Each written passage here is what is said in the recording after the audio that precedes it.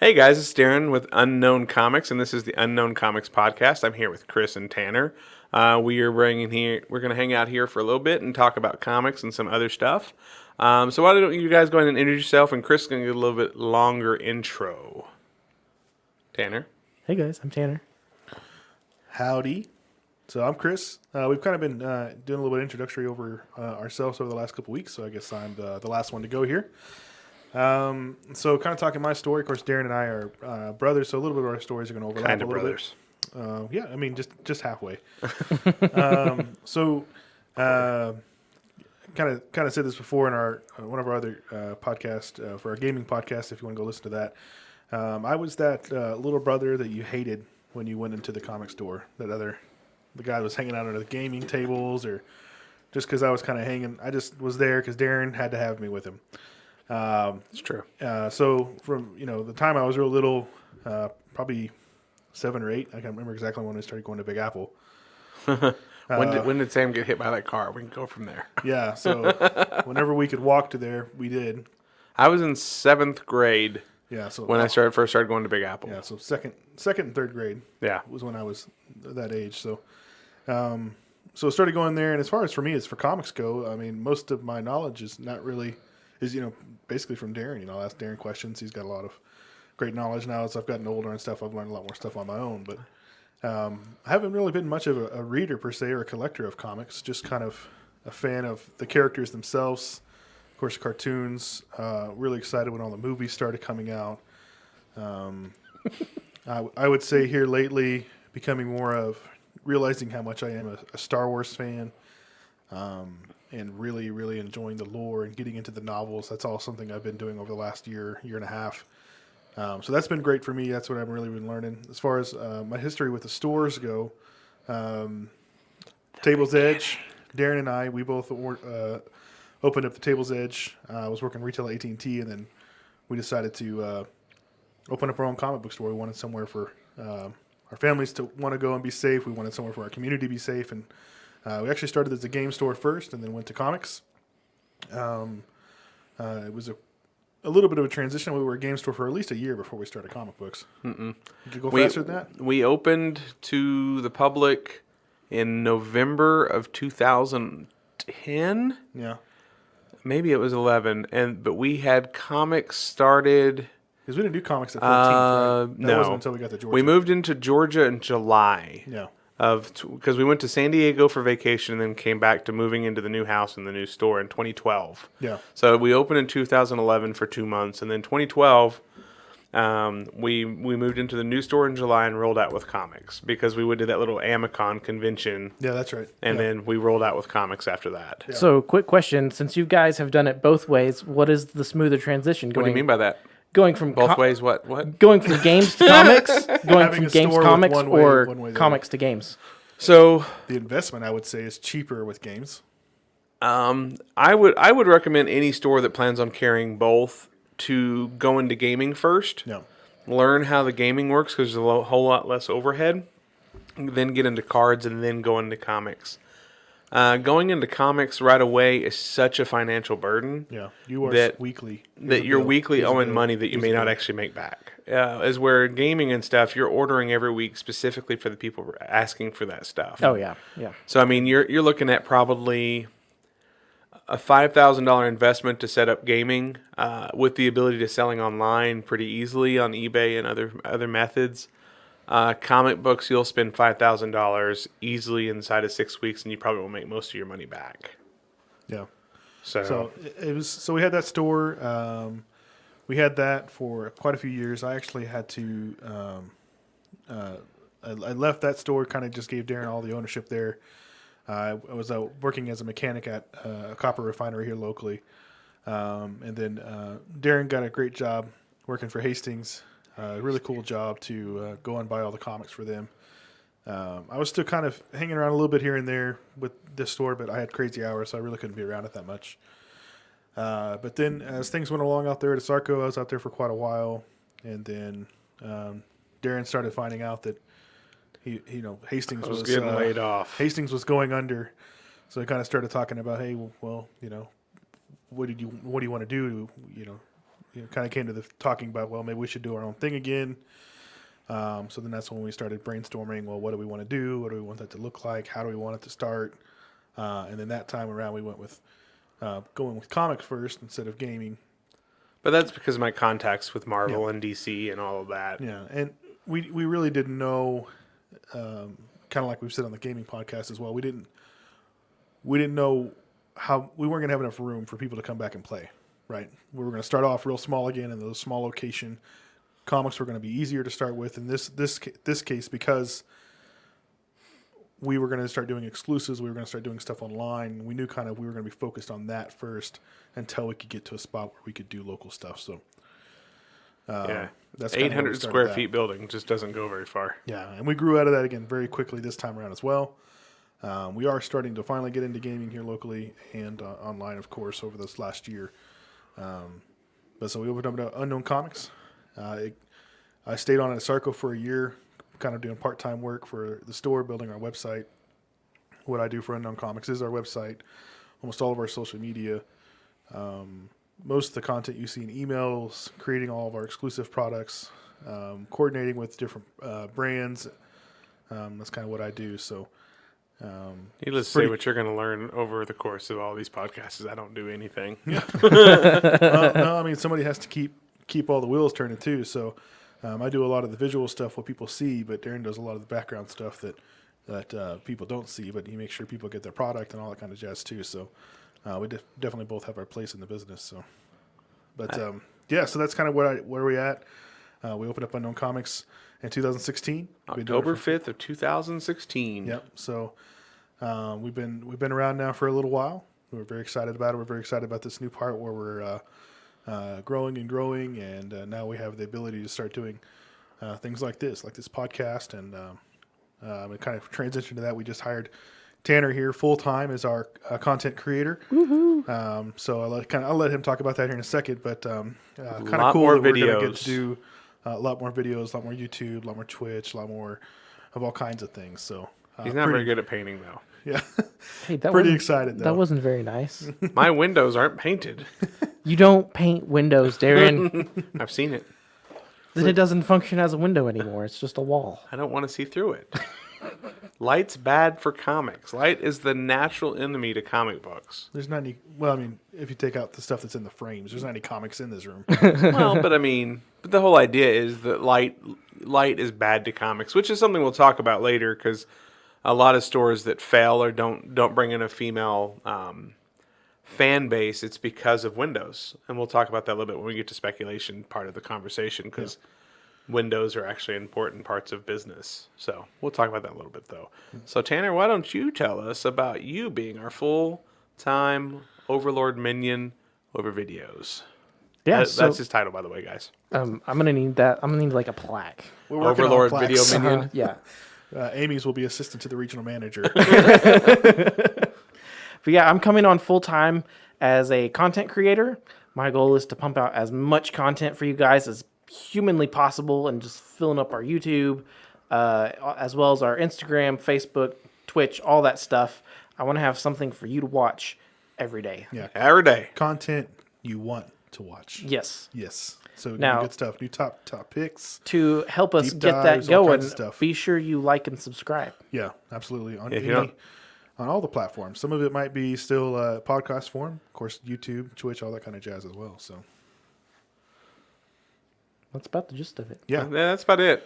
It's a big hire for us. I mean, you were honestly out of we have a staff of 22 people. you about to call him the most non-essential? I don't know.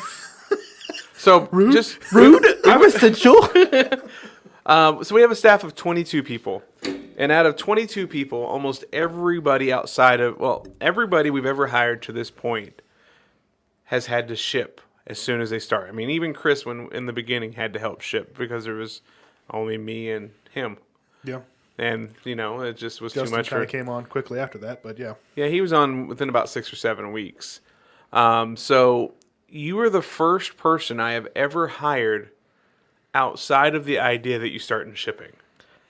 To be fair, I've spent many an hour digging through dollar issues for you at the other store and sorting those. That's true. So if you don't know, we've talked about this before. Tanner, Table's Edge, Tanner was actually my employee there, and right up until I sold it, right? Yeah, He and used to work there even a little afterwards. afterwards. Yeah, you stayed under Matt, and until that situation, ran its course. So you and Jace both were, I think, both came on about the same time, right? Yeah, I started in January of 2014, Okay. and I worked there. I worked there for about 6 months. I was getting married that same summer, and it got to where I needed to make More money, more money. more than minimum wage, Yeah. working at a comic book store. Fun Sorry, I job didn't was pay no her. longer a good job. Yeah, Yeah. But now here we are, 7 years later, and you're here working for us full time with a whole new role and not having to be cash register boy Until you are. until you are. That's okay. So- Everybody gets to learn a little bit of everything. Yeah. That's how it goes. And another plan for Tanner, just so you know, guys, is why we're excited. Is part of talking with it is even when we go to shows, he's going to go to particular shows each year to add more content. He'll go and he'll do interviews. We're going to do a backdrop at our booth if we have the space, where he can actually do interviews at our booth, and cosplayers and all that can stand in front of it and talk, or even just guests in general. we're really trying to be on the forefront of the technological advance of We want to be the Skynet comics. of comics. yes. Skynet. We're going to take over. So Chris is just chuckling over there. All right, so let's break into comics right now. What did we deem that we were going to talk about first? What were we talking about first? That's up to you. Oh, okay, yeah. So why don't we talk about, because talking of you working for us back in the day also brings into one of the topics we were going to talk about last week until I found out I was out of town. The effect on females and comic book men. So I've been in this business going on 10 years. This is my 10th year coming up on October. And I have noticed a trend that if you have a pretty girl, even a semi-pretty girl, if she has, honestly, if she has any kind of attractive parts to her, men will forget everything they're doing and spend more money. It is, I don't know why that's an effect. I don't know if we're so introverted that the men in comic books don't know how to be around women. I can tell you guys a few stories. I have one. I'm going to tell on myself. I have two good ones. Okay, well, I've got one about Red Sonja that, I was going to say, are we going to tell that one? yeah, we're going to tell that one. My wife doesn't watch this, so it's okay. You know, if it was the exact opposite and it was like a Conan that was like that, Oh, she'd be all over Chris Hemsworth Thor. she probably would have stumbled in the exact same way. Yeah. So, I mean, So, but I want to start off not with my story about Red Sonja, but with a story that. So we used to have a girl that used to come in the store. Her name was Sam, and she would come in. She had a pull box. She came in every week, and she'd come in during the days. And the guys that were coming in on Wednesdays wouldn't quit hitting on her and wouldn't quit like being weird around her and being awkward. yeah, I wouldn't even say if it was hitting. It was more like they just had no idea what to do. There's a dirt league something or another. It's a UK group. They have this whole skit about a girl walks into the store and like the two guys at the register just can't even talk to her because she's so pretty. And then the manager comes and walks her around the store, explains everything. They're having a good old time. The girl even asked for his number at the end, and he didn't realize what was happening. And he's like, "Yeah, just call the store. This is where I'm at." And then like she walks off, and those guys are like, "Oh man, you did such a great job!" And they're like, "Where did he go? Where did Rowan go?" And he's in the fetal position on the floor because having in like convulsions from talking to the pretty girl. Like it took all of his energy. Kind of makes me think of Harry Potter, where Ron's trying to ask out the Oh yeah. in the fourth one. Yeah, he's like, "Did you actually talk to her?" And he's like, "He kind of screamed at her, actually. Like, he didn't know how to talk to her." So, but the effect. So when Sam used to come in, there was this one guy that would come in. He was there all the time, and he would make her feel so uncomfortable because he would just kind of stutter through a conversation, and and finally she got to a point where she was so uncomfortable she started coming in at night, like right before close, like between 8:30 and 9, when nobody was else to bug her. Yeah. And it was kind of an isolated event. We had a few other girls come in the store, but she was my only weekly regular. I did watch like Magic players bring their girlfriends, and then they play, and then somehow they win, even though they don't know how to play, because, the effect on. Funny how that works. Yeah, a girl. And then I also watched. We had a friend back when I played 40K at Big Apple. His now wife was supermodel attractive, right? And he purposely would bring her in during tournaments just to stand there. And she'd be all dressed up real nice, full makeup in a nerd store that stunk like nerd sweat. No, I will. I've done this. I've known her for a long time, so she was always dressed like that, no matter what. So She's always in supermodel mode, apparently. But I've never known her not to be. So she's a really cool person. but she'd come in and like he would win. I think he got extra advantage because like I'm not taking anything away from him. He was a good player, but I mean that definitely helped. it didn't work on me, and he couldn't beat me, so he needed her to get there. Yeah. My competitive nature just overruled pretty girl in the room. Yeah. So, but I mean, and there's more and more stories, and we'll get to some of the convention stories. But like, Yeah. if you're watching and you're able, I think you're able to leave comments on YouTube, right? And you're able to put comments on things. It'd be fun to see, or if you've seen this before, like leave Give a us comment. some of your stories in the comments. Tell us your story about like, and it could even be the other way around. But I've never really seen the other way around because typically there's not that many girls in the scene. There's not as much competition the other way around. Yeah, Well, and typically they know the advantage they have on every guy in the room. There's a few stores I think we've been to because we've kind of gone all over the U.S. and I can think that store in San Diego that had a girl at the counter, but outside of that, it's usually the one in Carlsbad, Yeah. the one upstairs. Yeah. The one in the mall. Yeah, but outside of that, I can't really think of too many comic book stores I've been to that I've actually been have to a female couple staff. GameStops that have, and it's Each- a each- similar situation. Each store that we went to in Florida, the cashier was a female. Yeah, and then So- most a good majority of our staff here is female, which is Almost 40%. At one point, it was Darren and I, and the whole staff was female, except for Mike, That was one of the guys at terrible. Pack. I'm glad we got some more guys on board just Well- to have someone to talk to. We don't like them talk about the same things. Yeah, well, I mean that's for some of them, yeah, for sure. So, Tanner, why don't you tell us one of your stories, and then we'll let Chris tell a story. Okay, so when I was working for you, my then fiance, now wife, she'd often bring me dinner because I worked the evening shift. But also, anytime I'd go up there that I wasn't working, I'd bring her with me, just because we like to do stuff together. But I'd go in there and I'd just be shopping around, and I would just like disappear to go look at something and leave her hanging. And I remember one time, and I actually don't remember if you still own the store or if it had sold at this point. But some of the back issues had been moved into slightly into the game room, Okay. and the new release Oh, wall. that was definitely not me. That was Matt. Okay, so the new release wall was next to the door to the game room, and some of the back issues were right on the other side. Okay. So I'd snuck around the corner to look at the back issues, and there's one other guy in the store of similar height to me that was looking at the new releases, and y'all would know who it was if you saw him. He was there all the time. He was an avid card player. I think he mostly played Power Rangers. But she comes up behind him and grabs his arm. I bet he had no And idea then- what was going on No, there. he just froze, and they both looked at each other, and she realized it wasn't me, and he realized there was a girl touching him. He's like, I don't know you, I don't care, but thank you. And she's like, oh my God. And she's like texting me trying to find, where are you? And I'm like, I'm right here looking at stuff. What's the deal? She is like, she looks like she's seen a ghost. Yeah, she's so she's pale. a whole other shade, yeah. And all of a sudden, he thinks he now has a girlfriend. It was so funny. She's Yeah, just that's when you mortified. leave with her, and he's like, hey. That's my girl.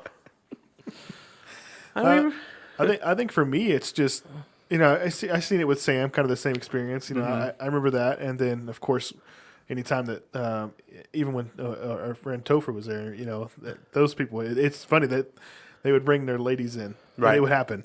But I think for me, being at the conventions and stuff like that, and some people may take offense to this. Most of the ladies that I know that work at the booths, being called a booth babe is not being offensive to them, but. They're literally getting paid for being attractive to sell more stuff. I mean, I think we've had somebody had somebody that was like an ex bunny, right? Yeah, Playboy Bunny. Ex Playboy model as a booth I know babe. what place, but I'm not going to say. Yeah, so I mean, but there's literally booths that they hire models and they hire these different ladies to come and help sell their product at comic conventions. Well, so speaking or of any convention, probably. speaking of how it helps to increase sales, at the February mini-con we did at Table's Edge, my in-laws came as a food vendor, and they were making pulled pork sandwiches and stuff, and my wife was helping with that booth. And this group of steampunk cosplayers came. And this one dude was just like macking it up, like, and of course in steampunk he was like going all old school language and everything, and so we referred to him as Lord Farquaad. But he was macking it up, and he thought he was so smooth, and my wife's dad was back cooking, and he was just laughing. He was just Because nobody was coming to help no her. one was coming to help her. He was letting her take And it. I wasn't funny. even right there. I was in Artist Alley drawing Yeah. halfway across the building. Yeah, that's funny. Well, then we have, and we've even learned the advantage of the booth babe or the girl at the booth, and we don't look at for any other reason. We don't ask our staff to ever. We want them to wear, T-shirts. We don't want them to wear revealing stuff. So that is the difference between us and some of the other booths. We don't hire model booth babes. Yeah. We bring our staff that currently pull comic books, so they just get to go to shows for fun. Yeah, and the guys But or girls. I did see a distinct difference when Amy was at C2E2 Yeah. on what she could suggestively sell versus you when you were out there. Like, she'd just like look at a book and a dude would like, I want that. And she would just be like, oh, okay. And she'd scan it and be on her way. Chris would be like, he'd be out there like hardcore trying to sell, and he might get 3 books, and she'd be like, I just got another 12-book order, guys.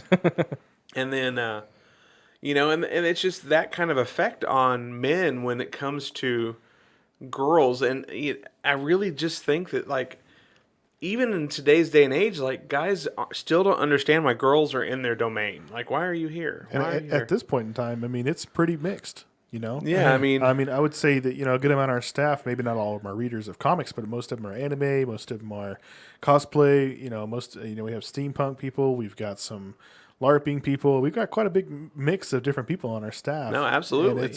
And every one of them is a nerd in some way.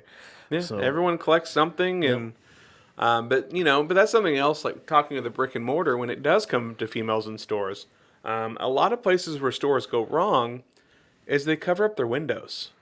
They make their buildings dark, and that naturally makes females not want to come into the store. Like I've seen studies on it. They want the Walmart experience, the clean white floors, the open feeling, the ability to feel safe when they're in a location like that. So I make fun of like you painting the windows, but I would actually never cover up the windows, even the decals you can see through. Right. Because you still get that natural light coming through. Because when a female comes in a store, that they have so much built into everything that kind of goes with being female. They want to feel safe. And if you cover up those windows or you paint your windows where the public outside could not see in, it's going to lessen your chances of more females coming in your store. Yeah. So the idea is, like what we did is we got decals that dim down the sun, but you can still see through them. Yeah. They don't hide the person inside to the public, because you do want females. I mean, back when I had the Table's Edge, 35% of our pull boxes were female. Even we've got a social media following over 50,000 people between Facebook, Instagram, and Twitter, and out of those 50,000 people, 20 to 25% of our followers on social media are female. I mean, those are important numbers, and that number grows every year as more comics are related. And Wonder Woman wasn't very good, the new one. It wasn't bad. It wasn't terrible. It wasn't a train wreck, but it just okay.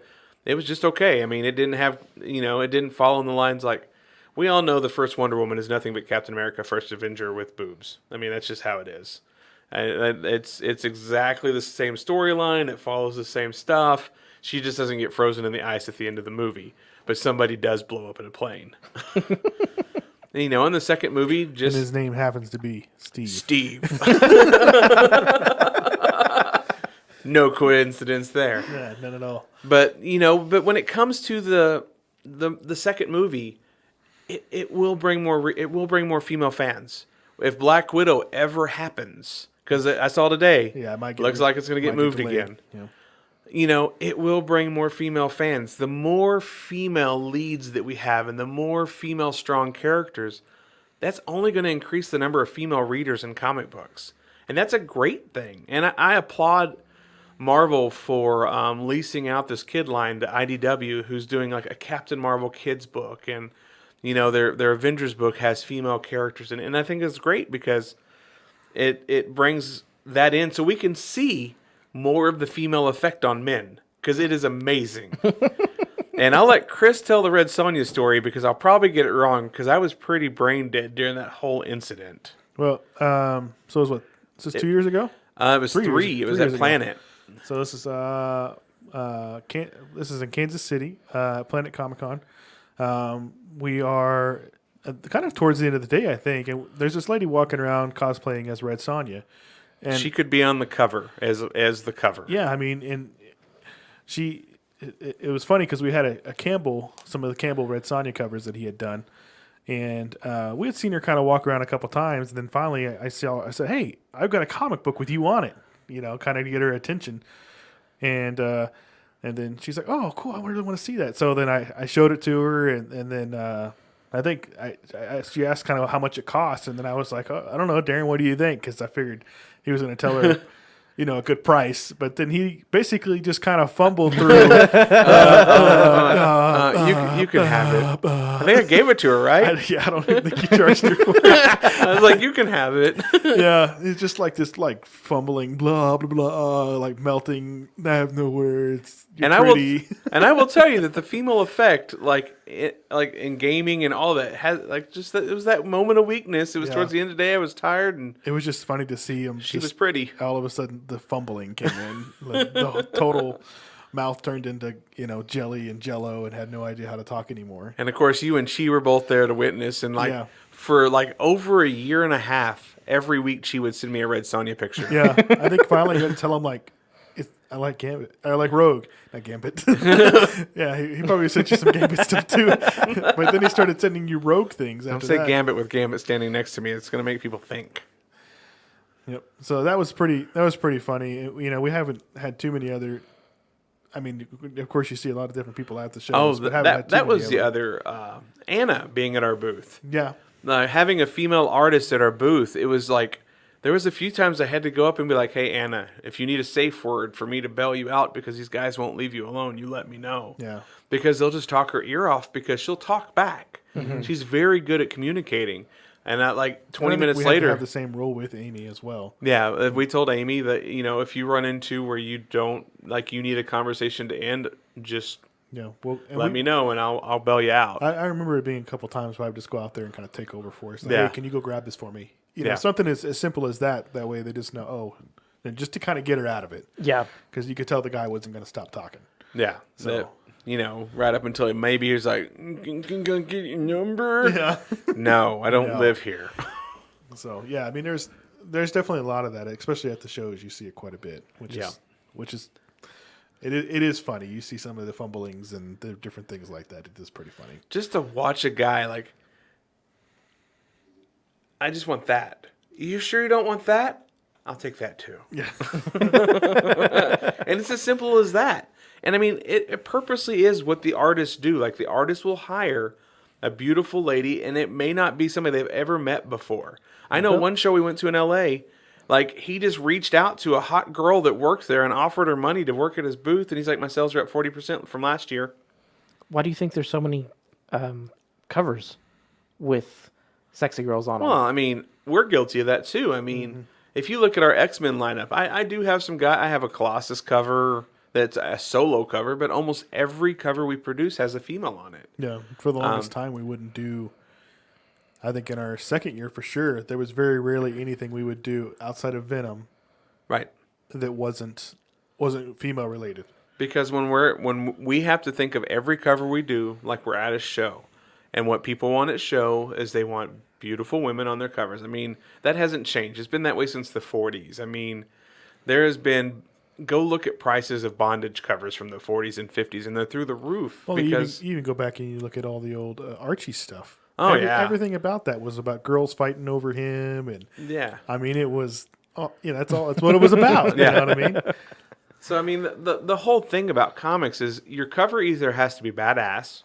Like, it just has to be so over the top awesome that everybody wants it, or it has to have a sexy girl on it. And I think Marvel and DC forgot this for a while.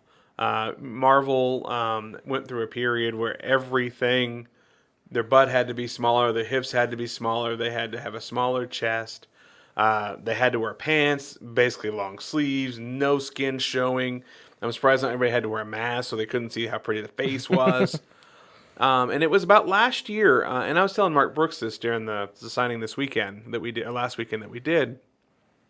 His X-Men 6 cover, the Hellfire Dark Phoenix Jean Grey cover, was like the first time I've actually ever seen Marvel lighten up in the years that we had been doing this with Unknown Comics. And like from that point on, it's like... Now, did our White Queen come directly after that? The X-Men 9? X-Men 9 came out in March. It was the last week of March. So pretty quickly. Because we were pretty on the fence, like if they were going to allow that cover through or not. They asked for 0 edits, which we were really surprised about. They didn't ask for any edits on that. That was just straight through. Yeah, because Jay didn't have to do anything to it. But like that X-Men 6, I really think that Brooks cover kind of, I think the sales on it and everything kind of opened up their eyes on, hey, we need to allow some of this through. Not too much. That cover was gorgeous. You don't want it to get to the point of explicit, but... Yeah, we don't want to sell porn here. Right. I'm trying to stay away from selling porn. Agreed. But Marvel was lightening up and letting us do sexier covers and letting more butt get in, and the boobs could be a little bit bigger, or breasts to be socially, I guess, acceptable in the way you say that. DC tightened the reins. Like, they went like super like everybody has to wear pants and the cleavage has to be completely covered and everything's got to be completely zipped up. And I'm like, did somebody leave Marvel and go to see DC and we didn't know about it? Because I think it was more the AT&T transition. It was like the same month. They started having more. It's probably Batwing's fault. I think they had started the big time editor changed, and that's kind of when we started seeing that. Yeah, a different person came in and started running that. I think that person had to say of, I don't want this anymore, and I do want this. But see, to me, like that was such a mistake on their part because DC has so many more stronger female books. I mean, they had Catwoman, Wonder Woman, Harley. Not only that, but I mean, overall, if you think about DC and you kind of think who's more edgier out of Marvel and DC. Normally, that's going to go to DC, I think. Yeah. Well, I don't know if it's edgier, but darker. Well, that's what I mean. Yeah. You know, you're gonna see. I mean, you always think of Catwoman. You think of the leather. You think, that's just kind of what you think with those characters. Harley Quinn, same thing. Like, I mean, with the X-Men and stuff, yeah, you think pretty and stuff, but I mean, it's not like what you would think. It's typically family friendly. Yeah. It's gonna be like you would let your kid pick up an issue of Spider-Man. Yeah, for the most part, if I see my kids watching a Marvel cartoon, I'm like, oh yeah, that's cool. I come in there and I see them like, oh, which DC cartoon movie is this? Oh, Killing Joke, turn that off right now. Yeah. Thanks. Yeah, like you can't watch them. Oh, you're watching Harley? Go to your room, you're grounded. Yeah. Yeah. Where did you just learn all those words? Oh, Harley Quinn taught me.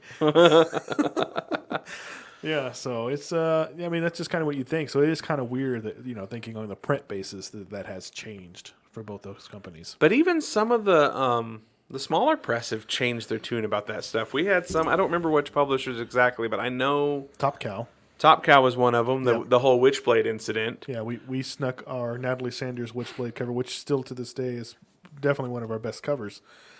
She did an amazing job with it. That kind of got through and got approved, and then somebody else tried to get one through and get it approved, and they were like, no, we can't do that. And all it had was a little bit of under chest. Yeah. Like, just a little, like, nothing showing, just a little bit of under chest. And they're like, not only, like, was he not allowed to edit the cover, it was, like, banned completely. Like, I never want to see this trash again. Yeah. And it was later used on another Witchblade project, but it was kind of a weird situation because I thought our cover was every bit as sexy as that one. I think that's kind of crazy because, Top Cow coming from Image. Well, not only that, it's Witchblade. But, Image and Top Cow, that's what they're known for. Right. Yeah. All the 90s books are like just, what were some of the characters? I had a whole run of it I got from Table's Edge, but. Oh, I mean, there was so many. There was Ballistic. There was I mean, they had a hooker in one of the in the Wildcats comic, which Yeah, wasn't Top Wildcats. Cow. That's what I'm thinking of. Yeah, Well, that was actually Image, not Top Cow. Okay. yeah, but I mean, But that was one of same- the very first Image books to come out. But same principle. yeah, same thing. Yeah, I mean, it all kind of came from the same thing, Yeah. you know.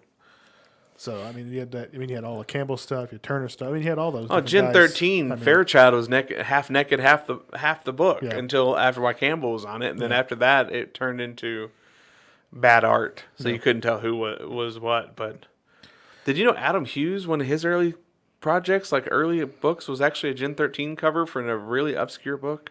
It wasn't very good. It was very. He has come a long way from the early days. Yeah. I mean, but I mean, if you go back and you look at Jim Lee, his appraised X-Men run that everybody loves so much is really sketchy. Yeah. Like it's very Well, very loose pencils. Yeah, well, but I mean, the inker he's working with now wasn't the same inker. Yeah, they've been even together that time? since Marvel. Wow. But I mean, they both grew up together. And I they know they've both been working for a long time together. I just didn't know if it's that long. So I mean, it just goes to show the maturity of the artist. Now Campbell's always just kind of, but like his first published work, he was like 7 years old, and it was in Nintendo magazine. Yeah. So I mean, he's always just been in the limelight, I guess. So, but you know that we wanted to that was kind of a topic to have. It's kind of a fun topic to think about. If you're ever at a convention and you see a dude in front of you that looks like a normal comic book guy, and then you see him at an artist table with a booth babe that has any kind of cleavage showing, watch how many hundreds he hands them. Yeah. I mean, you'll notice. I mean, watch how many hundreds you'll hand them. Like in the back of your mind, you're going to be sitting there and you're going to be looking at her. I know what you're doing to me. Yeah. I know what you're going to do to me. And then she's going to just bend over that table to hand you a book just ever so much. You'll be like, I'll take everything. Just watch the effect, and your brain will know the whole time. Like it's like you're trapped, and like just watch. I just want when conventions come back. This is everybody, all 157 of you that watch our YouTube. And it's going to be worse because everyone's been trapped in Oh quarantine. yeah, oh gosh, it's gonna be The like real lady. you're not on TV anymore. You're real. I don't even know how people. How are people after this pandemic is over gonna go back and relearn social etiquette? That's one thing that got brought up to me the other day is how a lot of our kids, especially our little kids, their first memory of people are going to be people in masks. Oh gosh. Yeah, And what's that is kind of weird. Didn't really think about that. well, or growing up during this crazy time. I mean, we're fortunate enough to live in Amarillo, guys. Amarillo has pretty loose rules as long as you're careful. That they don't come in and start bothering you. But like the store we visited in Florida, it was a store that was probably 20,000 square feet, and they only allowed 8 people in the store at a time. 8 people, and they're primarily a gaming store. Yeah. And you can't do anything with that because Now, what's crazy to me about that is, I mean, unless they just have their own strict, even county by county, I can't think of anybody that has that amount of square footage and would say you can only have that little amount of people. I mean, well, we walked around some of the other shops, and some of the shops was like 2 people at a time, 2 people at a time. And didn't you say Hot Topic is was one in, one out. one in at a time, and they escorted you around the building? Mm-hmm. yeah, I mean that's just it kind of blows me away that it is that way, Right. Because I mean, when you have that much square footage, clearly you can stay 6 feet or more apart. Yeah, absolutely. Yeah, I mean that's kind of crazy. And our customers that come in locally, you know, they all wear masks. They understand the mask because we did have the little COVID outbreak in December, and we went to outsiders having to wear masks, so they quit bringing crap in. Just be careful and use common sense. That's Yeah, all there is but- to it. I won't get too far into my opinion on that, but the reason why people think they have to set these rules is because naturally we don't have very good common sense. Yeah. I mean, I can't tell you how many times I'm very good at keeping my 6 feet. I don't like to be touched anyway, so 6 feet's super easy for me. Yeah. And somebody be right up behind me. No mask, no nothing. I was like, dude. That's kind of how I am. Like, I didn't want you 6 feet near me before COVID. Right. Like, why don't you just back on up and we're okay? And we were sitting so we were coming back from the Brooks signing. And this is a story I'm going to tell you. We're at Captain D's, in some small town in the middle of nowhere. Captain D's is. I like Captain D's. It's It's like like Long John Silver's. It's but like better. Long John Silver's, but not gross. I honestly think they just kind of like, we're just going to slowly go out of business. We're rebranding. And Yeah.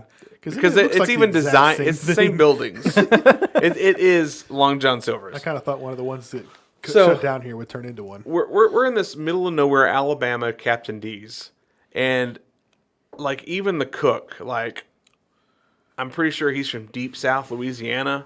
Like I can understand a word he said. Like he would be talking about like Side he note, said something about like tax refund. Darren can, if you have an accent outside of regular plain old Jane Yeah, I can't English understand you. accent, like American English, he has no idea what you just said. If you have a European accent and I'm watching a movie, I'm just lip reading at that point because he's I have like, no idea what you're saying. Subtitles on.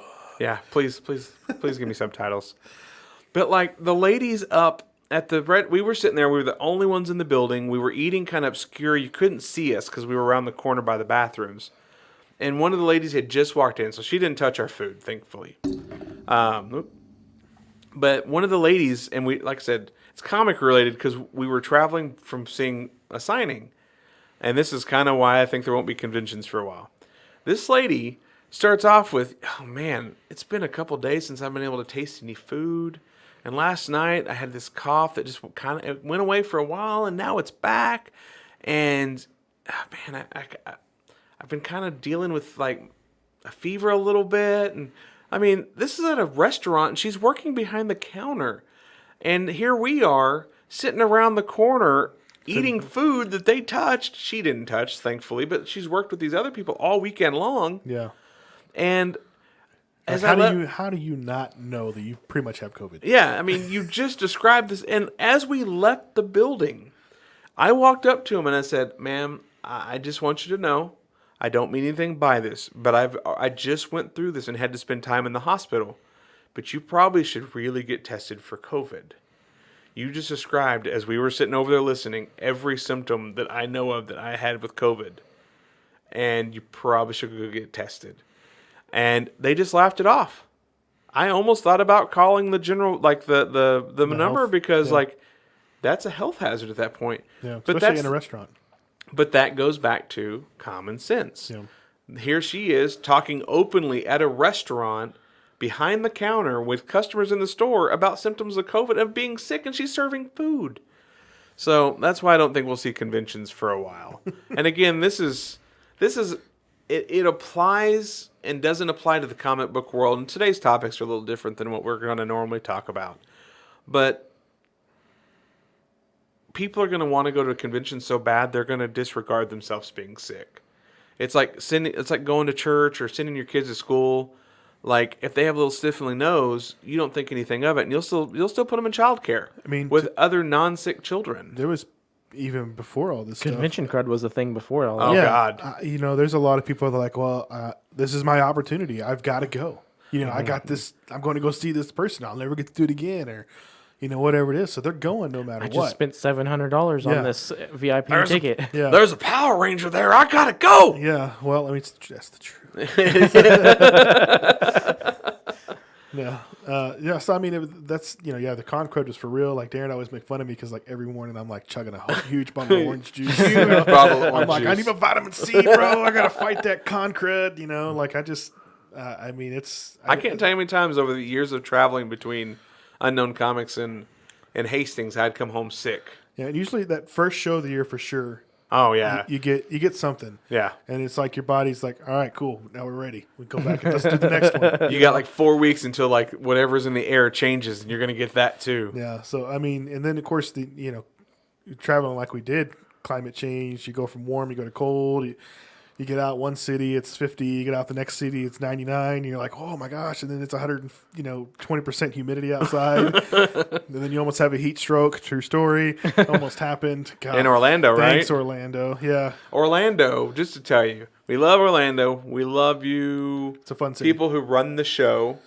But so it's a 4-day show, and they don't turn the air on during setup days. Well, the worst thing is Yeah, this last time the fans I were was- running, and then we started setting up, and they turned the fans And off. they literally told us, y'all are just vendors. And we're like, wait, what? It got so humid because this is in the basement of a building. Oh, you I- could cut a line almost in the humidity. That's how. So before coming back to the comic industry, I was working at the American Quarter Horse Association and doing all their video stuff. And I would have to go to the World Championship shows. And their youth show was in Oklahoma City in July, August. And they would not turn on the air conditioners beforehand either. Yeah. In a giant metal barn full of probably Animals. 4,000 horses. Yep. Just Oh generate god, that had to be hot and smell. Hot and stinky. Yeah.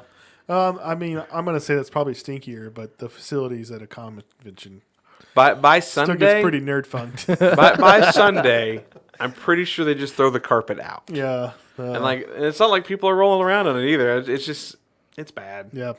Especially, the worst is the gaming stuff. Like, comic book people are most... Okay, so here's my thing. I've been in this industry long enough. Comic book people typically are well enough to have good enough jobs that they know showering is still important. But typically they're built like me, where they're about 300 pounds or a little bit smaller, bigger than me. And you walk around for 12 hours, and by the end of the 12 hours, you just sweat and Yeah. you're nasty because of that. You're raining. But like gamers, like when we really get gaming going, I think I'm just going to start with having like one of those little mist sprayers, just spraying Febreze as you walk through the door. So I think it depends on the type of gaming. And, it varies a little bit. 40K But is usually better than card players, but card players, so- ugh. tabletop gaming's too expensive, so you still have to have a well enough job that you have to have some sort of hygiene to get into tabletop gaming. Which is funny because probably the amount of money that people spend on card gaming Yeah. It's probably so much more than tabletop. probably Well, more, so- but it's smaller And increments. it's not even really Magic players. It's more of Yu-Gi-Oh and Pokemon. Like it's this- they're at that age where like they don't realize how bad they smell. Like one of my kids right now, we finally had to discuss with They them. haven't learned that deodorant is a good thing yet. You're gonna have to start showering daily. it's this every other day is no longer working for you. Yeah, only one of my kids has to wear deodorant, but it was like when it started happening, we're like, listen, if you don't build this habit immediately, We're never getting you married off. yeah, no, I mean it's just consequences. Like you stink, child. Like, and like I know you cleaned yourself, but you stink. You need to. Put So- some We have a deodorant. toddler, and we're living in a travel trailer right now while we wait for our new house to be ready. And one day we're like, "What stinks in here so bad? Do we need to go empty the tanks?" And we checked the, it has a little level indicator. It's like, we just emptied it a few days ago. There's like nothing in there, and we're like searching around. It was my son's shoes. It was so gross. Yeah. No, we're not. We're not really there yet either. Thankfully, I've got two boys, and that's gonna be. I'm not prepared for that. Well, yeah. No. That's gonna be a lot of stinky shoes and socks. Imagine when the twins get old. No, oh, God, no. Yeah, it's gonna be a lot of fun smells. So let's talk a little bit of comic books. We've talked a lot about around comic books. We haven't really talked of comic books. So this is a big week for comics. We're not going to talk about the contents, but Daredevil is probably the biggest book of the week, being the second print of issue 25, where Elektra takes over as Daredevil. Yep. That book sold a bajillion copies. Speculators going nuts about like, oh my gosh, why did I buy this? Because they had a week and a half on FOC. So what is it sitting at now? Price wise, Yeah. I'll look it up real quick. So Daredevil is probably the biggest book of this week, and then next week I'd probably say the Star Wars High Republic 1 second print's probably the biggest book of next week. Yeah. Last week would have definitely been the 1 in 25 Yeah. for King of Black, Gwynnm versus Carnage. This is the Inhuk Lee cover.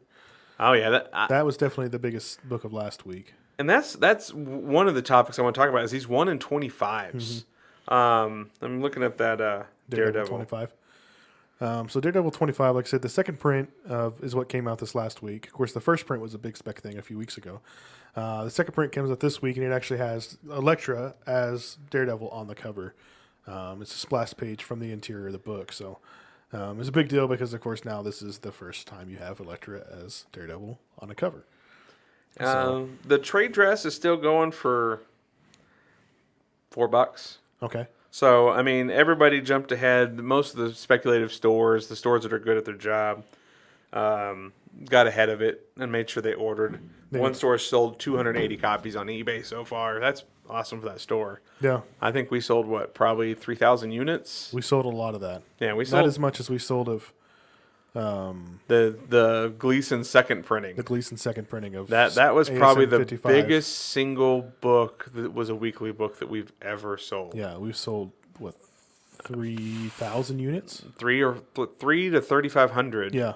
It was a huge number. Yeah. Which Thank is you. more than Spawn. Like normally when we get into those big numbers, it actually Spawn. Like they'll have guest artists or something come in and but it'll be split up. We'll sell 3,000 units between 3 or 4 covers. Yeah, not just one cover. Not just one cover. Yeah.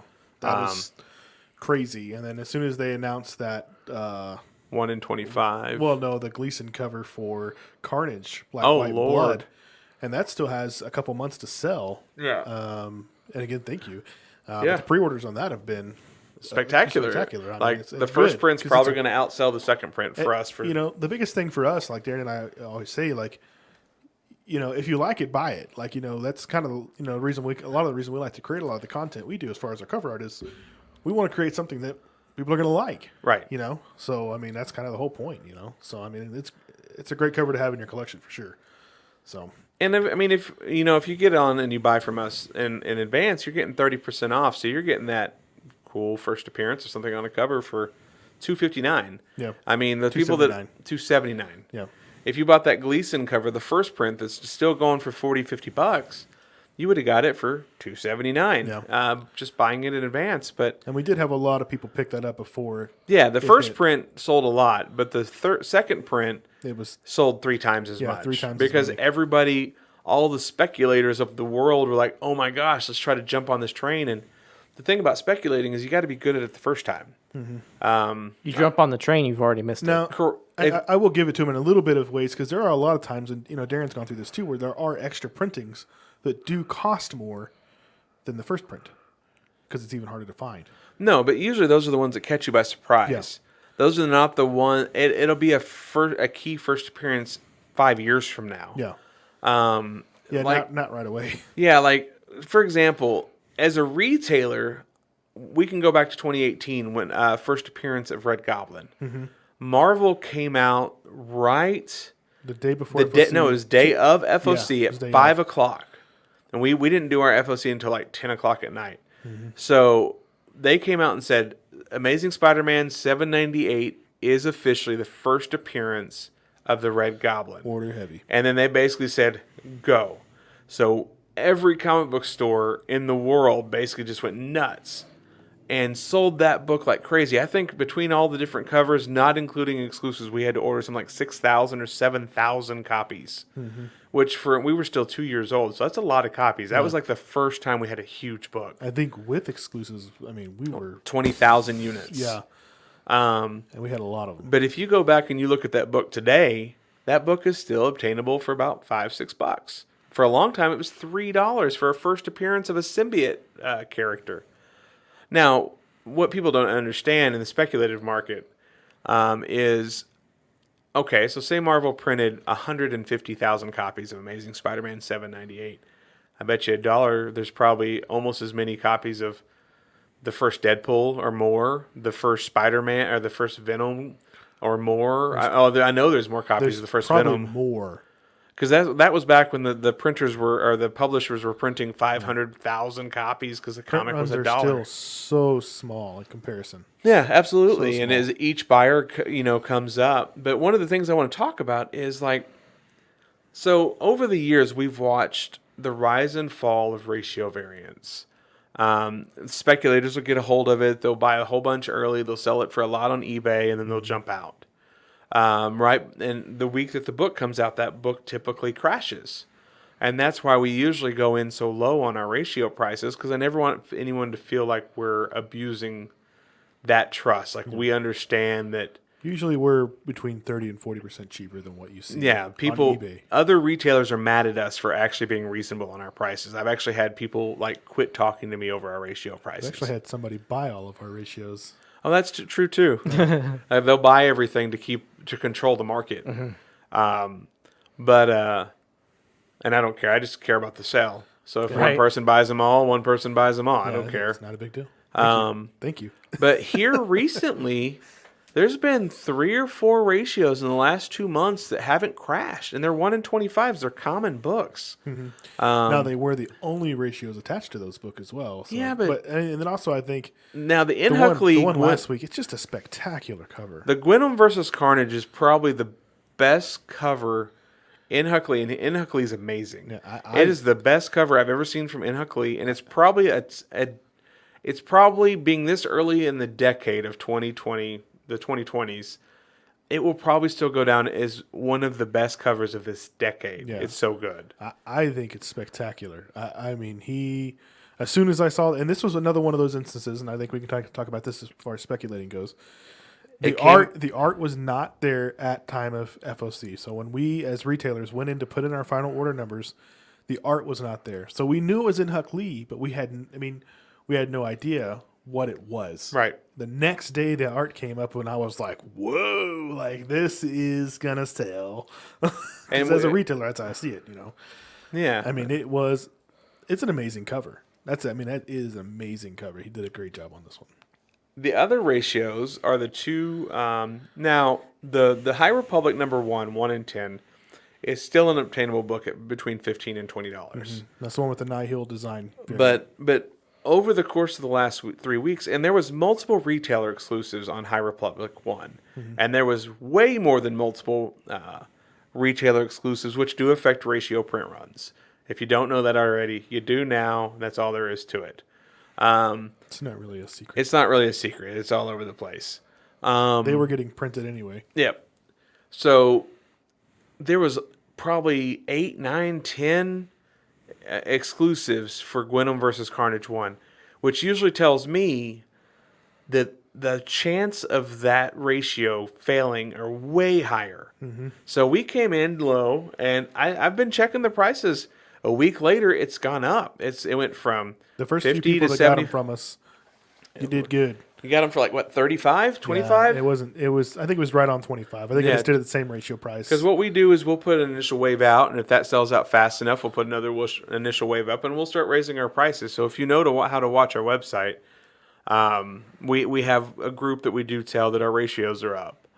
But, man, the High Republic 1 in 25 is almost a $100 book now. Ashley Witter, I guess the art came in late. Yep, Maybe Marvel didn't share the art, but it came in after. It was 2 days. Yeah, it was 2 days after. 2 full days after FOC, the art finally came in for the Witter 1 in 25 for 2. And I've seen 9/8 pre-sales at $350 and ratios at I think the ratio itself is at 150. Yeah. I think we just put up a couple more for 100 just to stay under market and let people still get a deal if you actually caught our website, because I kind of snuck it on there. But I don't know if this is going to be a pattern for the rest of the year or if this is still a COVID effect on comics, because 2020 had a big COVID effect on online comics. Well, you can think about the 1 in 10 for Star Wars High Republic Adventures number 1. Oh, Lord, yeah, that one blew out. And that was going, I don't know what the price is on it now, but it was going for quite a bit. So, right. I mean, that's crazy to think of a 1 in 10 even going for quite a bit of price. So, but one of the things that ties to this that we want to continue, we've talked about stores and speculating, but speculating for the fan. I will tell you that if you're speculating as a fan and you're not very educated, you're most likely going to lose money long term. Sure, you'll hit a book that'll be worth $30-$40 every now and then, but if you're buying $200-$300 worth of books a week and you only hit once a month, you're spending way more money on comics than you are making back. Most of the other ones you're just trying to get rid of at cover or less just to make your money back. no. But so the best thing to do is really watch what these stores are pushing. If you start seeing emails from us saying High Republic, that means High Republic is something we're looking at. Mm-hmm. If you start seeing, them announce a first appearance, don't be afraid to jump on that first appearance. But there's going to be different times where you have to look at a book. Do I hold or do I sell now? It's like the first Dr. Aphra, Darth Vader number 3 from the first volume that after Marvel took over. Mm-hmm. That was a quick sell, and then it was you still made money sell. But now that all this Star Wars stuff, if you held on to that book's worth a lot of money now. Yeah, and there's extreme And all- speculation that we may see her in in one of these prequel TV shows. Yeah, she's coming. She's one of the only characters that's been able to maintain a series from Marvel. I mean, she's on Outside her of second. Vader, yeah. It's been Vader, it's been Star Wars, and Dr. Aphra's had 2 volumes, but between the 2 volumes, I think they're at 60 issues or something like that. Yeah, I think they got to 30 on this last one, right? And I think they're at 17 now, so we're looking Yeah. at almost 50 issues of Dr. Aphra. So when you're speculating and you're looking at comics, some of the stuff that you need to look at is like I think the Spider-Man new costume 61 or 62 is a complete trash spec. I don't spec wise, yes. Also, there's the costume in itself. Is awful. But I think, I don't know, nothing against the artist. I just think sometimes Marvel wants to present these new things, and you should use your A team to bring those new things out. You know what I mean? And I don't think the A team was on that cover. No, the A team should. Like I saw a picture on Instagram of that same suit, and that suit on Instagram would have made me buy that issue right away. Yeah. But what I saw on the cover of that book that was fed to us, I was like, this is trash. Yeah, and it's the same artist on 62. So the second cover appearance we're seeing of it is this exact. Yeah, I asked Darren, I said, "Do you want to do? Should we do something for this?" Nope. No. I passed on it because I thought, because there's going to be so much negative recoil on that cover that Marvel's going to come off of that book real fast.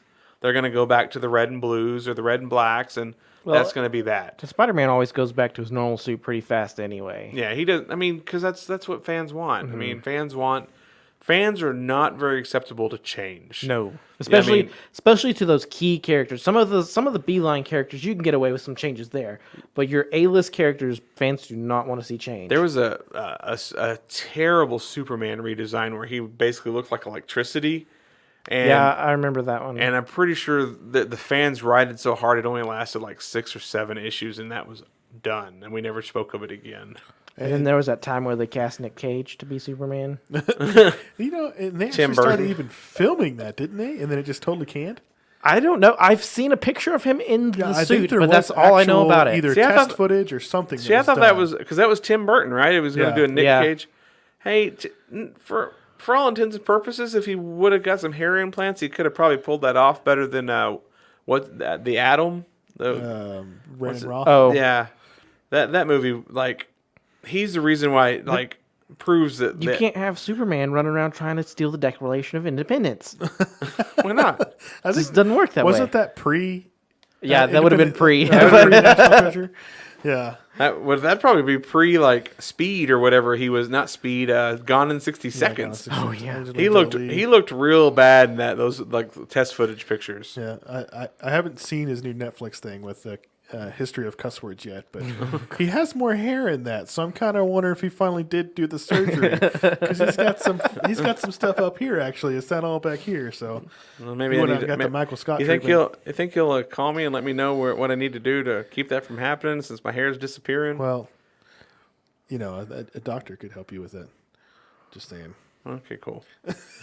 But okay, so my idea of speculating. So we're going to talk about speculating more, and especially with some of our quick 10-minute videos that we're going to start doing. We're going to have part of the content we're going to do is part of the content is my opinion on speculating, because in my opinion, over trial and error, guys, I'm pretty good at speculating. You'll see us post a lot of really hot books. All of a sudden, after they've hit hot, that's because I know what I'm doing. So I know how to speculate. I know how to look for books. But if you're new to speculating, I would actually recommend going after dollar books. Hit those first appearances that are obscure, like the different new warriors that might have popped up in different books, like Speedball and some of these guys where, it's a $5 or $10 book right now. But eventually they're going to get a TV appearance or a movie appearance. Yeah, eventually they're going to show up in a show now that we know Disney Plus is so dedicated to. I mean, the announcements they made, they're going to only do more stuff, guys. Between Star Wars and Marvel, they are going to be pumping out a lot of cool Disney Plus content. Yeah. And to me, if you're new to the speculator market, it's really about digging in those dollar issue bins, making yourself familiarized with these minor characters that can one day blow up. I mean, look at Star Wars. These Star Wars books that Marvel first started putting out were dollar bin books. Now they're $300 and $400 books because of first appearances. Well, why are they first appearances? Because Force Awakens didn't do that, and the last whatever the last movie was called. What was the last movie called? The Last Jedi. No, The Last Jedi. Yeah. I couldn't remember that was like episode whatever. So like the terrible like last 3 sequels to the middle movies didn't get people hyped up at all. Like no one cared. But Mandalorian has changed all of that. Like people are nuts. Like the first Ahsoka graded 9.8 is like thousands of dollars now. I mean, it was a minor key before Mandalorian. Kanan, who hasn't even showed up yet. That's Yeah. the kid, right? No, Kanan is the teacher. He's the teacher. Okay, And so he had like, his own little mini series there for a minute. and, well, yeah, and the first and last issue of that book is now like blown up. He hasn't even showed up yet. I'm pretty sure we've got some blanks next door. I think we do too. I think we do. I think we were letting Anna draw on them. Yeah. So you look at these books, pick those up. As a book starts coming down, if it's their first appearance, like, okay, so High Republic. So if High Republic came in high, you wait a little bit. Now, you are taking a gamble by not buying into it. But if it comes down, you start buying it up. Like Null had a lull. When the first appearance In of the Null teens. happened, it was a $10 to $15 book for more than a year. And then now, a raw copy's $200. Yeah. So And there's, again, it goes back to even movie speculation because they think, well, what will Sony eventually build to? Null. right. You got to have, everybody has to have that Thanos level bad guy. Yeah. I mean, that's why they're going back and doing another Justice League cut of the same movie, because they want a bigger bad guy that didn't just get beat up by Superman all of a sudden. The right bad guy. The right bad guy. Bad guy.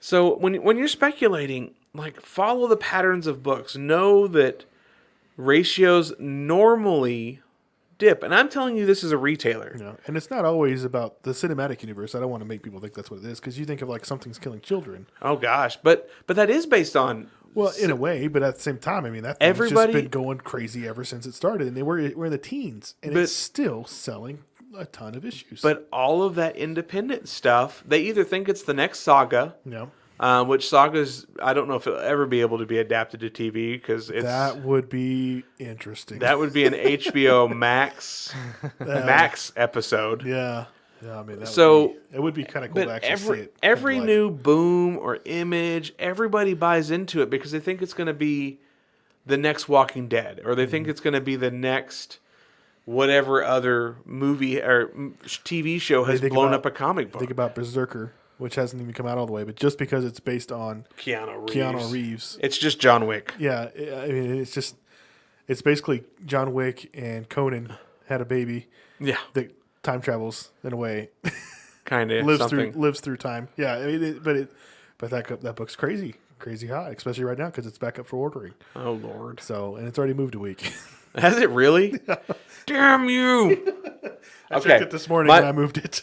My biggest bane of my existence, Chris's existence, and shipping comics is books not landing on time. Yeah, especially right now. I think we sent out a letter today, an email that actually I had a long list of just books that have moved from this week. But going back, it's kind of in the speculating thing, and we may talk about We're right over. An yeah, hour. we're right over our hour, so we're going to probably cut it off. When you're speculating, if you're new to the game, start with small stuff. Don't go into spending a whole lot of money, unless you find good deals on some Silver Age Spider-Man, if you're- Fantastic Four. You know, outside, if you're collecting for you, get what you want. Yeah, buy what you want. It's your money, man. Yeah. But if Who you're cares buying, who cares what it costs later? Buy what you want. and if people on Facebook make fun of you, well, guess what? You can turn your computer off. Yeah. And you don't have to worry about it. I mean, I've collected comics. I owned the entire run of everything Marvel from Silver Age to current. And I probably should have kept the Spider-Man and the Fantastic Four because those are the ones that have the best resale value. Especially now. I've probably lost Fantastic $100,000 selling those series off at this point. Somebody named Amarillo walk in with one tomorrow, please. Yeah, I'd like to buy my 5th FF one, please. Like third one off the street. Yeah. But I chose X-Men because I love X-Men. I collect everything X-Men.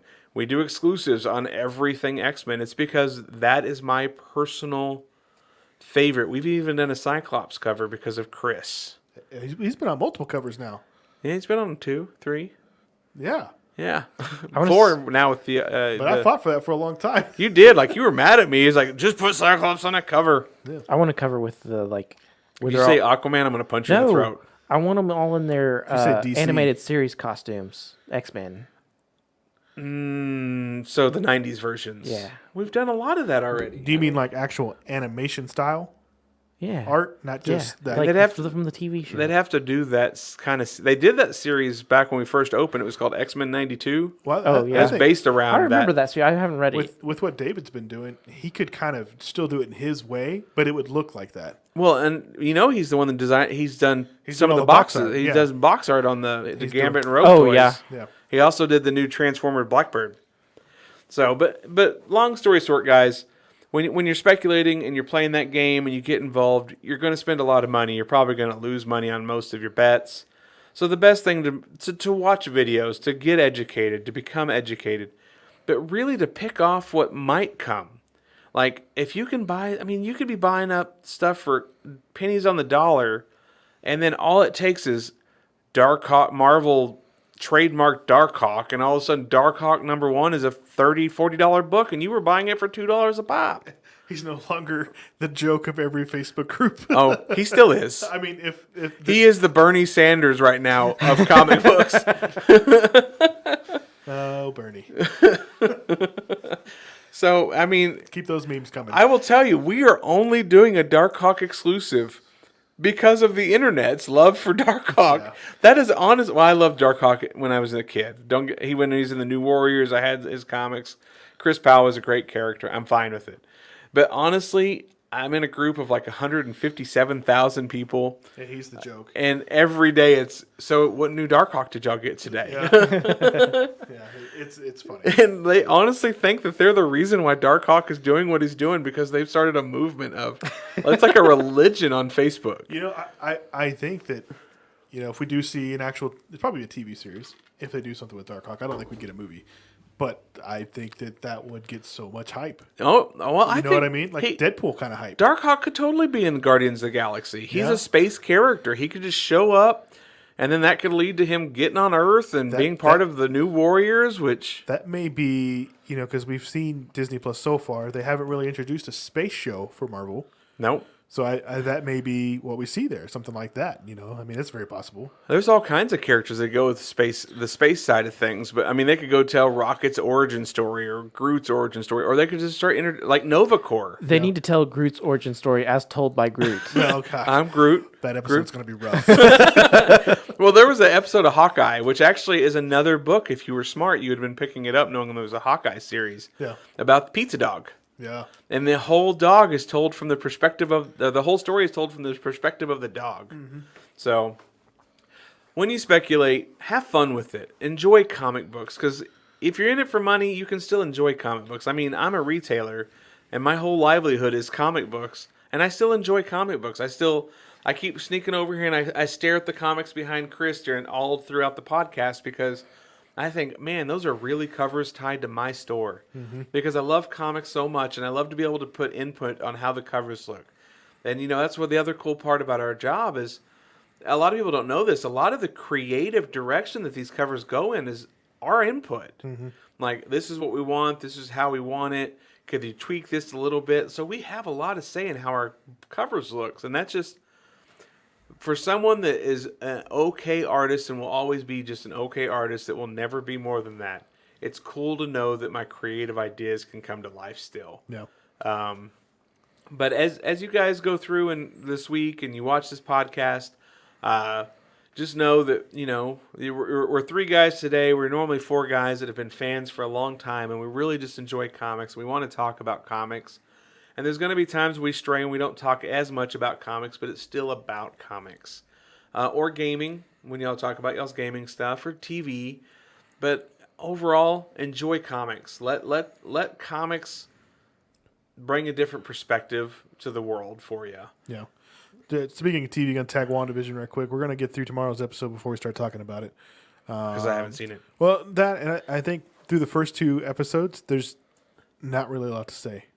A lot of questions. Just not questions. really anything. So maybe episode 3, because episode 2 gave us just a tidbit more than one. So maybe after tomorrow we'll have quite a bit more information, something we can actually, put some meat on there with it. So we'll be talking about WandaVision next week for sure. And I'm excited to talk about WandaVision. I've seen some mixed reviews, but honestly, I trust Marvel I think it's with their storytelling. The setup is definitely is there, and you can see and it's like a lot of people have said.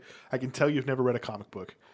It's kind of like you got to get through the arc to really know and what was happening in those first two. And we didn't get there this week, but next week we are going to talk about Charlie Cox and Daredevil and the potential of him being in the Spider-Verse universe with Marvel. Looks like he's already finished filming his part. And there's been some really cool, like, Armor War, Punisher stuff been popping up. And it's just rumor mill stuff and people that would like to see, like, that run of Punisher be told. Because we're really hoping all these Netflix characters come back. Yeah. Now that their 4 years are up. Bring it, or 3 Hulu. years. A lot of people will be like, they don't want Iron Fist back. But I actually Iron Fist was my second favorite show out of the 4. I enjoyed Iron Fist a lot. And, with the way they left it off with the way they ended the series, like With they both of have them. to come back and explain something. There has to be a little bit more input. Yeah. Because Daredevil obviously is my favorite. Iron Fist was my second. Jessica Jones was my third, which I've only seen season 1. Yeah, I've never season 2 was watched. good. I've never seen the other seasons. It got a little too sexual for me for what I want to watch. Season 2 But I wasn't much about that. I hated Luke Cage. Like, I liked the character himself when he was interacting with everybody else, but I did not like Luke Cage whatsoever. The second season for me was hard because of the relationship between Shades and I can't remember her name, but that relationship was rough for me to watch. Yeah. So yeah, but Bushwhacker was good in the second season. He was a better villain. Yeah. So Hey, Chris, you want to tell everybody where they can find us? yeah, absolutely. So for sure, if you want to check out any of the exclusives, we're talking about a lot of stuff. You can check out unknowncomicbooks.com for all of our exclusive content. Of course, weekly books where you can buy that stuff you want to kind of check out. We get 30% off on your regular weekly books at unknowncomicbooks.com as well. If you want to find us on social media, Facebook, facebook.com/unknowncomics. Same thing at Instagram. Find us at unknowncomicbooks. Twitter at unknown_comics. Of course, if you're watching on YouTube, please like and subscribe. Pinterest. We're on Pinterest as well at Unknown Comic Books on Pinterest. We've got a lot of viewers on there as well. You can find tons of pins to put on your favorite board. And then, of course, if you're listening on any of the podcasts, please subscribe to the podcast so we can keep listening to us every week. We need to get the staff together and have unknown comic book recipes we can have on our Pinterest. On our Pinterest page. I think it's going to be a lot of peanut butter and jelly and macaroni and cheese and microwavable ramen. You see, and I think that's funny because so many people think that's what Pinterest is really for, but it is I find so much hobby stuff on I use there. it for my hobby stuff I and trying to find inspiration for paint schemes. The funny, just a little side note before we go. When I worked at Asarco, there was a guy. He was as country as it comes. He's got his old Ford pickup truck. He's my age. He's in his late 30s at that late 20s, early 30s late at that 30s, time. huh? And so, he's as country as come. He refuses to have social media, hates Facebook, all this stuff, blah blah blah. And then one day I go and I see him, and he's on Pinterest. I'm like, hold on a second. What do you have Pinterest? He's like, oh yeah, it's great. I just find all this stuff I can cook, and then stuff for my guns and everything. And I'm like, what? It's like, you hate social media. That's social media. No, it's not. Pinterest. He went home and deleted it that night. It was just so funny because the last person on the world you think would have a Pinterest account, and he didn't even realize that it was not manly and country, or whatever you want to say. So it was just kind of funny. So, but on that note, I'll end that. So. Thank you guys for tuning in, Yep. and we will see you next week. Thanks, guys. Bye.